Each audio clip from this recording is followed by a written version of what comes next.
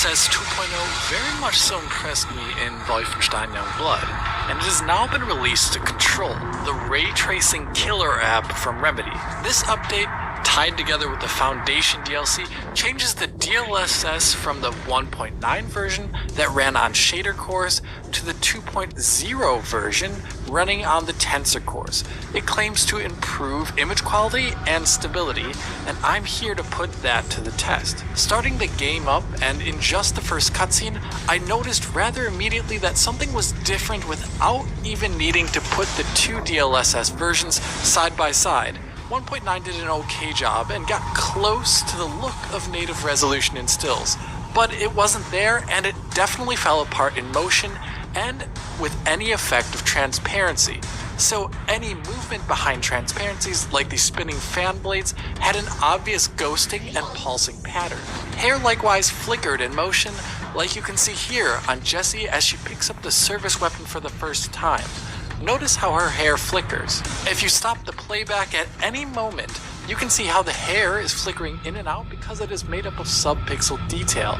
If you go to a frame directly after a camera cut, this is even more obvious, as Jessie's hair is very pixeled, with each of the strands disappearing in and out of existence in a frame since there's no temporal information to help it. Switching over from DLSS 1.9 to DLSS 2.0, you can see how the image, along with having more detail, makes the hair strands on Jessie's head more filled out and smoothly shaded. In motion, this would mean that the hair would not disappear into subpixels and flickering would be completely gone. This filling out of subpixel detail applies to all transparency effects with 2.0 in comparison to 1.9. Take a look at this scene here with 1.9 with an internal resolution of 1080p reconstructing up to 4K. If you look at the desk in this screenshot, you can see how the basket on the desk looks like it is stippled and missing detail.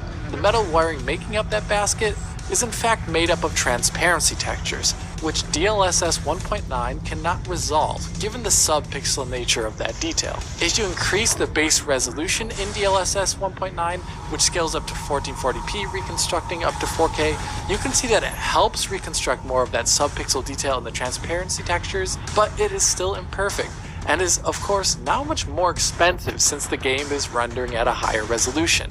Now let's switch over to DLSS 2.0. Notice how the lines of the basket are fully resolved and very pristine looking. If you look at all these versions side by side, you can see how this DLSS, which is rendering internally at 1080p, resolves much more subpixel detail and transparency textures than DLSS 1.9 rendering internally at 1440p. So it looks better at a lower resolution.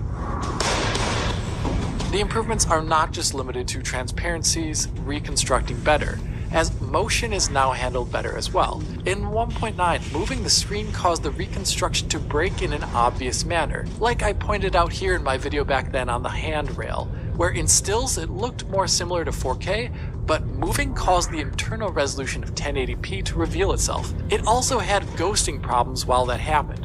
Check out the scene with 1.9. This golem character here, when walking around, has a halo of ghosting surrounding it as it moves. Also check out that motion halo weirdness around Jessie's hair.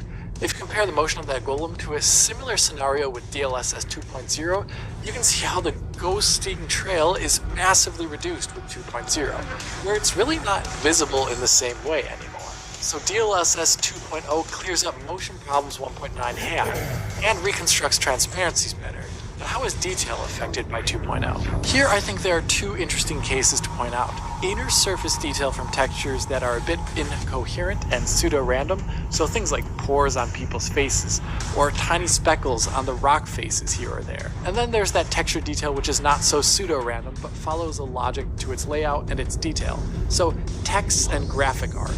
In a scenario with the janitor's face here, 1.9 does a decent job of reconstructing that texture detail on his face. If we switch over to 2.0, we can see how much of a better job it does reconstructing that same texture detail in motion. Notice how we can see the individual pores of his face, the cracks of his skin, or even the details of his eyelashes that really weren't visible before. In the opening scene, a similar phenomenon with this type of texture detail being preserved is really obvious with the stone wall behind the information desk. In version 1.9, it looks fine enough.